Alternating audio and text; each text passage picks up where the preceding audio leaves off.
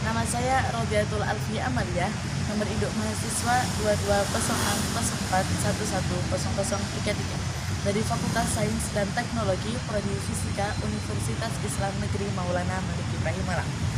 Di sini saya akan menjelaskan materi dari mata kuliah Pancasila dengan judul Sistem Pancasila sebagai Filsafat yang diampu oleh dosen Bapak Muhammad Jamilus Sabah. Dikatakan sebagai sistem filsafat karena Pancasila mengandung pemikiran para pendiri negara, di mana pemikiran tersebut dituangkan dalam suatu sistem yang mencerminkan nilai-nilai Pancasila. Nilai-nilai Pancasila tersebut saling berhubungan dan digunakan sebagai pedoman hidup dalam berbangsa dan bernegara. Sumber Pancasila sebagai sistem filsafat, yaitu yang pertama sumber sosiologi Pancasila sebagai sistem filsafat. Sumber sosiologi Pancasila sebagai sistem filsafat memahami Pancasila sebagai sistem filsafat dalam pandangan hidup, di mana masyarakat dapat memahami Pancasila sebagai sistem filsafat melalui teori yang bersifat akademis. Yang kedua yaitu sumber politis Pancasila sebagai sistem filsafat. Sumber politis sebagai Pancasila sebagai sistem filsafat. Sumber politis Pancasila sebagai sistem filsafat meliputi wacana politis tentang Pancasila sebagai sistem filsafat dalam sidang BPUPKI, dalam sidang PPKI, dan dalam kuliah umum Soekarno antara tahun 1958 dan 1959 yang membahas tentang Pancasila sebagai sistem filosofi.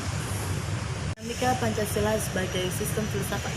Dinamika Pancasila sebagai sistem filsafat sebagai berikut. Pada masa pemerintahan Soekarno, Pancasila sebagai sistem filsafat dikenal dengan istilah filosofis Worldsley, di mana gagasan tersebut merupakan hasil renungan Soekarno atas berdirinya Indonesia merdeka. Adapun di era Soeharto, Pancasila sebagai sistem filsafat berkembang ke arah yang lebih praktis. Artinya, filsafat tersebut bukan hanya bertujuan untuk mencari kebenaran saja, namun juga bertujuan sebagai pedoman hidup sehari-hari. Itu ada juga tantangan Pancasila sebagai sistem filsafat. Yang pertama, kapitalisme, di mana aluran yang meyakini bahwa kebebasan individu pemilik modal untuk mengembangkan usahanya dalam rangka meraih kesuksesan yang sebesar-besarnya merupakan upaya untuk mensejahterakan masyarakat. Yang kedua yaitu komunisme, yang merupakan aliran yang meyakini bahwa kepemilikan modal dikuasai oleh negara untuk mensejahterakan masyarakat.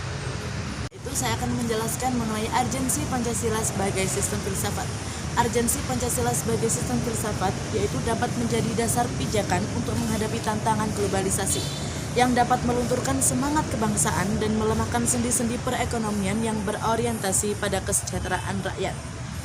Dapat menjadi Pancasila sebagai sistem filsafat juga dapat menjadi way of life sekaligus way of thinking bangsa Indonesia untuk menjaga keseimbangan antara tindakan dan pemikiran. Sekian dari materi yang dapat saya jelaskan, kurang lebihnya mohon maaf bila ada tutur kata yang kurang berkenan. Dari saya, wassalamualaikum warahmatullahi wabarakatuh.